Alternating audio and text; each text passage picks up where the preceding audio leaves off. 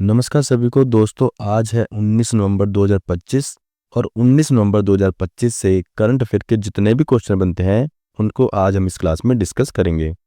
यह क्लास सभी एग्जामों के लिए महत्वपूर्ण है, तो चलिए क्लास को शुरू करते हैं।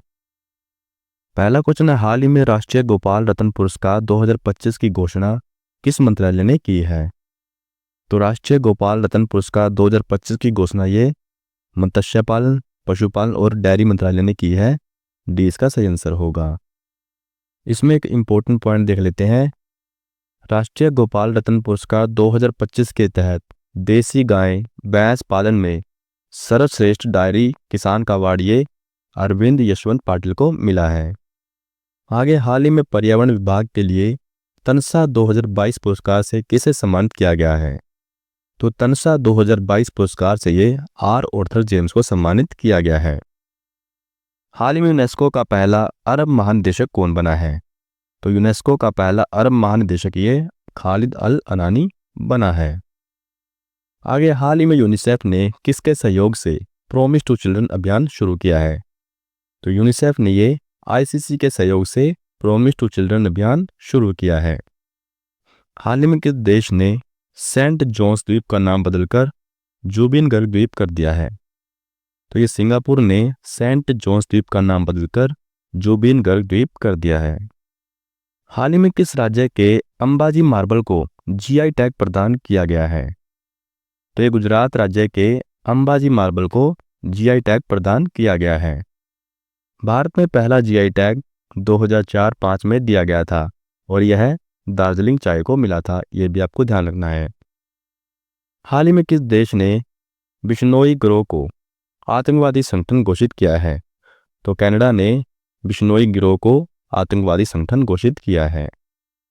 आगे, हाल ही में भारत ब्रिटेन संयुक्त सैन्य प्रशिक्षण अभ्यास अजय वॉरियर 25 का 8वां संस्करण कहाँ आयोजित किया गया है? तो इसका 8वां संस्करण ये राजस्थान में आयोजित किया गया है, ये इसका सही आंसर होगा। यह अभ्यास 2011 से हर 2 साल में आयोजित किया जाता है, यह भी आपको ध्यान रखना है। आगे, हाल ही में प्रतिष्ठित शास्त्र रामानुजन पुरस्कार 2025 किसे दिया गया है? तो रामानुजन पुरस्कार 2025 ये अलेक्जेंडर स्मिथ को दिया गया है। हाल ही में प्रधानमंत्री नरेंद्र मोदी ने किस देश की प्रधानमंत्री की आत्मकथा आई एम जॉर्जिया की प्रस्तावना लिखी है? तो प्रधानमंत्री नरेंद्र मोदी ने ये इटली देश की प्रधानमंत्री की आत्मकथा की प्रस्तावना लिखी है। हाल ही में digital personal data protection rule 2025 को किस मंत्रालय ने अधिसूचित किया है? तो यह इलेक्ट्रॉनिक्स और सूचना प्रौद्योगिकी मंत्रालय द्वारा अधिसूचित किया गया है। हाल ही में किस राज्य के बथुकम्मा महोत्सव ने गिनीज वर्ल्ड रिकॉर्ड बनाया है? तो बथुकम्मा महोत्सव ये तेलंगाना राज्य से संबंधित है। हाल ही में 2025 टाइम नेक्स्ट सूची में शामिल होने वाले एकमात्र क्रिकेटर कौन है? तो एकमात्र क्रिकेटर ये यशस्वी जायसवाल है। हाल ही में तूफान एमी का नामकरण किसने किया है? तो एमी का नामकरण ये यूनाइटेड किंगडम ने किया है। आगे, हाल ही में दुबई में एक प्रीमियम कमर्शियल टावर किसके नाम पर बनाया जा रहा है? तो यह टावर शाहरुख खान के नाम पर बनाया जा रहा है, ये इसका सही आंसर होगा। इस टावर का नाम है शाहरुख बाय डैन्यूब, ये भी आपको ध्यान रखना है। हाल ही में भारत का पहला स्वदेशी हाई प्रिसीजन डायोड लेजर किसने विकसित किया है? तो यह प्रेनिक्स प्राइवेट लिमिटेड के द्वारा विकसित किया गया है। भारत चंद्रयान 4 मिशन को किस वर्ष में प्रक्षेपण करने की योजना बना रहा है? तो भारत चंद्रयान 4 मिशन को ये 2028 में प्रक्षेपण करने की योजना बना रहा है। हाल ही में चर्चित पासनी पोर्ट कहाँ स्थित है? तो पासनी पोर्ट ये पाकिस्तान देश में स्थित है। भारत का पहला पूर्णतः सौर ऊर्जा से संचालित चिड़ियाघर बनेरघट्टा बायोलॉजिकल पार्क कहाँ बनाया जा रहा है? तो बनेरघट्टा बायोलॉजिकल पार्क ये बेंगलुरु कर्नाटक में बनाया जा रहा है। हाल ही में मनोरमा न्यूज मेकर अवार्ड 2024 किसे प्रदान किया गया है?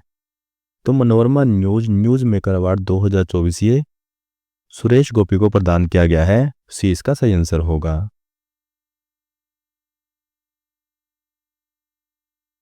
आगे, हाल ही में किस मंत्रालय ने सबकी योजना सबका विकास अभियान शुरू किया है? तो सबकी योजना सबका विकास अभियान ये पंचायती राज मंत्रालय के द्वारा शुरू किया गया है। हाल ही में किस हवाई अड्डे का नाम बदलकर भारतीय राजनीतिज्ञ डी.बी. पाटिल के नाम पर रखा गया है? तो नवी मुंबई एयरपोर्ट का नाम बदलकर ये डी.बी. पाटिल के नाम पर रखा गया है।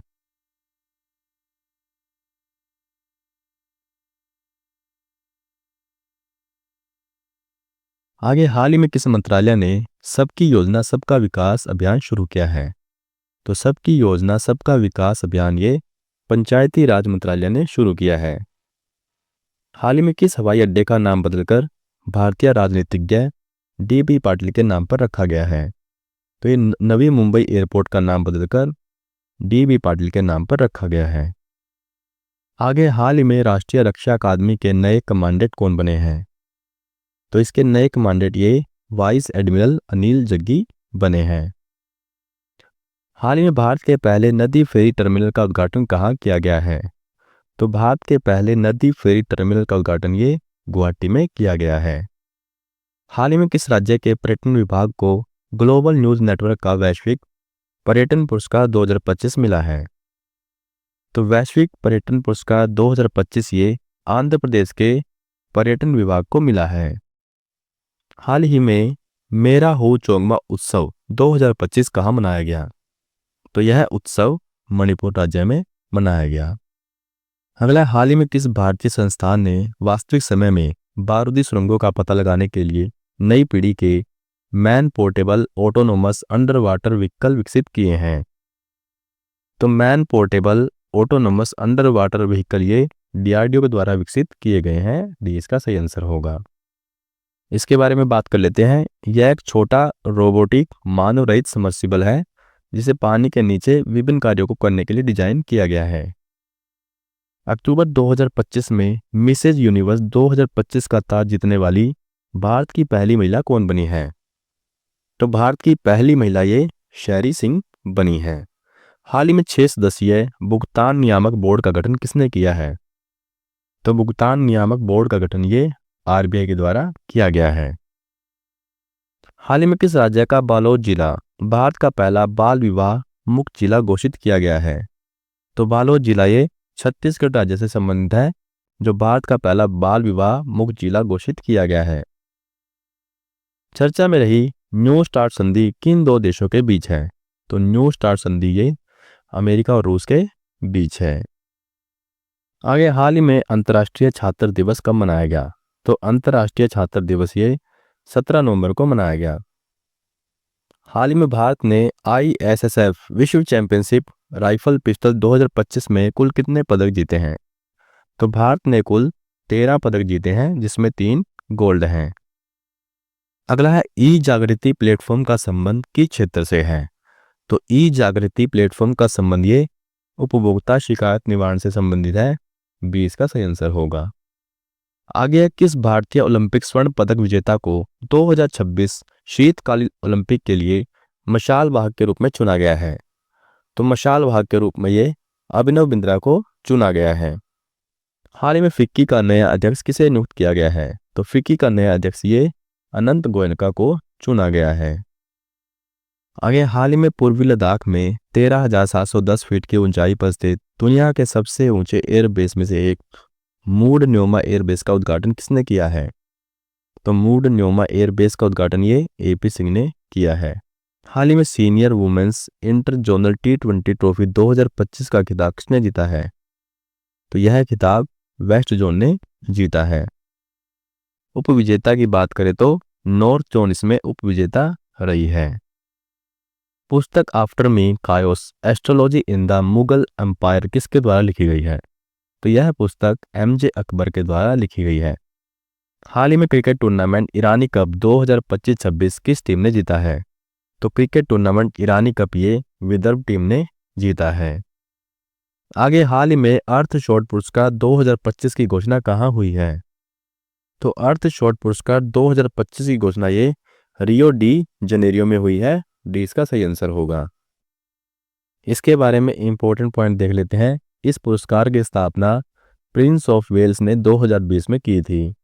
इसमें हर विजेता को अपने प्रोजेक्ट को आगे बढ़ाने के लिए $1 मिलियन लगभग 10 करोड़ रुपए दिए जाते हैं। अगला, हाल ही में केंद्रीय वन्यजीव संरक्षण अधिनियम 1972 में संशोधन करने संबंधी विधेयक पारित करने वाला भारत का पहला राज्य कौन सा बना है? तो भारत का पहला राज्य ये केरल बना है। यूनेस्को ने भारत का पहला शीत मरुस्थल बायोस्फीयर रिजर्व और भारत का 13वां यूनेस्को बायोस्फीयर रिजर्व किसे घोषित किया है? तो यह हिमाचल प्रदेश के स्पीति घाटी को घोषित किया गया है।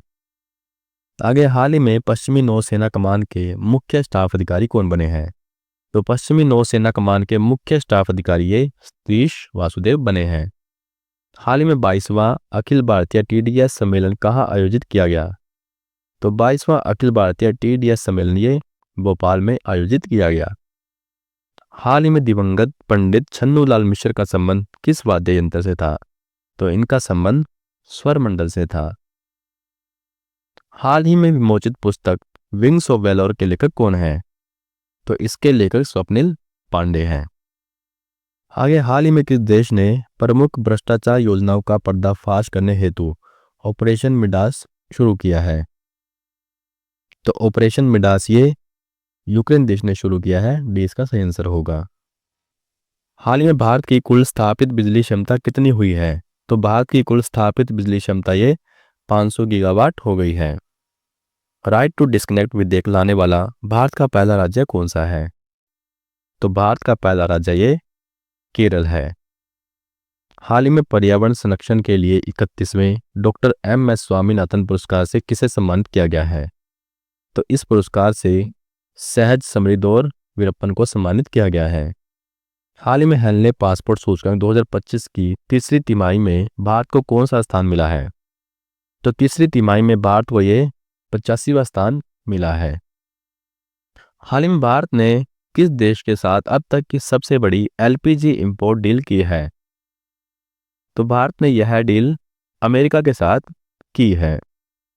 हाल ही में एशियाई तीरंदाजी चैंपियनशिप 2025 में भारतीय टीम ने कितने पदक जीते हैं? तो भारतीय टीम ने ये 10 पदक जीते हैं, जिसमें से 6 गोल्ड है। इसका आयोजन बांग्लादेश के ढाका में हुआ था। आगे, हाल ही में गगनयान क्रू मॉड्यूल के मुख्य पैराशूट का परीक्षण कहाँ किया गया है? तो इसका परीक्षण झांसी में किया गया है। ए इसका सही आंसर होगा। हाल ही में गगनयान क्रू मॉड्यूल के मुख्य पैराशूट का परीक्षण उत्तर प्रदेश के झांसी स्थित बेबीना फील्ड फायरिंग रेंज में इसरो द्वारा सफलतापूर्वक किया गया है। हाल ही में अंतर्राष्ट्रीय लवणता सम्मेलन 3.0 कहाँ शुरू हुआ है?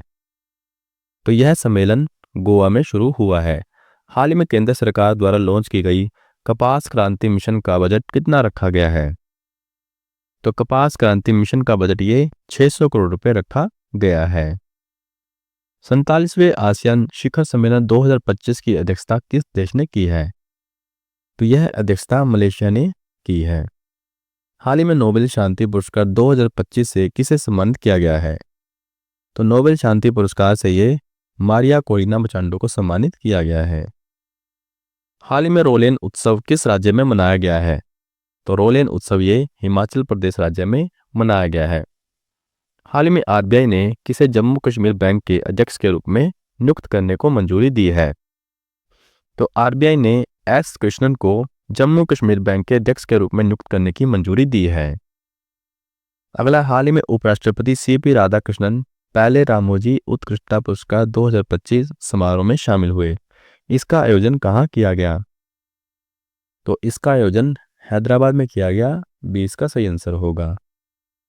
आगे, हाल ही में कौन सा देश कानून के माध्यम से इच्छा मृत्यु को वैध बनाने वाला पहला लैटिन अमेरिकी देश बन गया है? तो पहला लैटिन अमेरिकी देश ये उरुग्वे बना है। इच्छा मृत्यु को वैध बनाने वाला पहला देश नीदरलैंड था, जिसने इसे वर्ष 2001 में कानूनी मान्यता दी थी। अगला, हाल ही में पृथ्वी से 18 प्रकाश वर्ष दूर कौन से नए सुपर अर्थ की खोज हुई है? तो GJ 251 से इसका सही आंसर होगा। हाल ही में वर्ल्ड हार्ट डे 2025 कब मनाया गया? तो वर्ल्ड हार्ट डे 2025 से 29 सितंबर को मनाया गया। इसकी थीम की बात करें तो इस बार इसकी थीम थी डोंट मिस ए बीट। हाल ही में जापान की पहली महिला प्रधानमंत्री कौन बनी है? तो जापान की पहली महिला प्रधानमंत्री ये साने ताकाइची बनी है।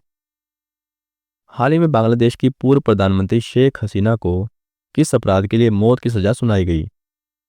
तो शेख हसीना को ये क्राइम्स अगेंस्ट ह्यूमैनिटी के लिए मौत की सजा सुनाई गई। हाल ही में आईसीसी महिला इमर्जिंग नेशन ट्रॉफी का आयोजन कहाँ किया जाएगा?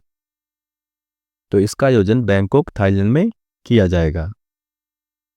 आगे हाल ही में उपराष्ट्रपति सीपी राधाकृष्णन ने confederation of Indian industry partnership summit 2025 के 30वें संस्करण का उद्घाटन कहाँ किया है?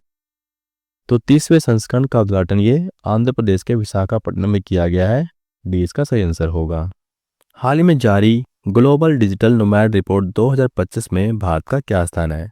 तो भारत का इसमें 38वां स्थान है।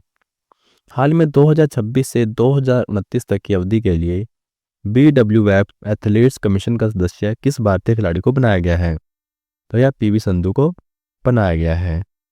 हाल ही में कोलंबो सिक्योरिटी कॉन्क्लेव 2025 का आयोजन कहाँ होगा? तो इसका आयोजन भारत में होगा। हाल ही में एशियाई बीज कांग्रेस 2025 का उद्घाटन कहाँ किया गया? तो इसका उद्घाटन मुंबई में किया गया। अगला, हाल ही में अपनाया गया बेलेम एक्शन प्लान किस उद्देश्य से संबंधित है? तो यह प्लान जलवायु परिवर्तन के लिए स्वास्थ्य क्षेत्र के अनुकूलन से संबंधित है। इसका मुख्य काम देशों के हेल्थ सिस्टम को इतना मजबूत बनाना है कि वे जलवायु परिवर्तन से होने वाली बीमारियों का सामना कर सके। हाल ही में भारत की पहली चीता सफारी किस राष्ट्रीय उद्यान में शुरू की गई है? तो पहली चीता सफारी ये कूनो राष्ट्रीय उद्यान में शुरू की गई है। तो ये थी हमारी आज की क्लास। आपको क्लास कैसी लगी हमें कमेंट बॉक्स में जरूर बताएं। तो मिलते हैं अगली क्लास में, तब तक के लिए जय हिंद, जय भारत।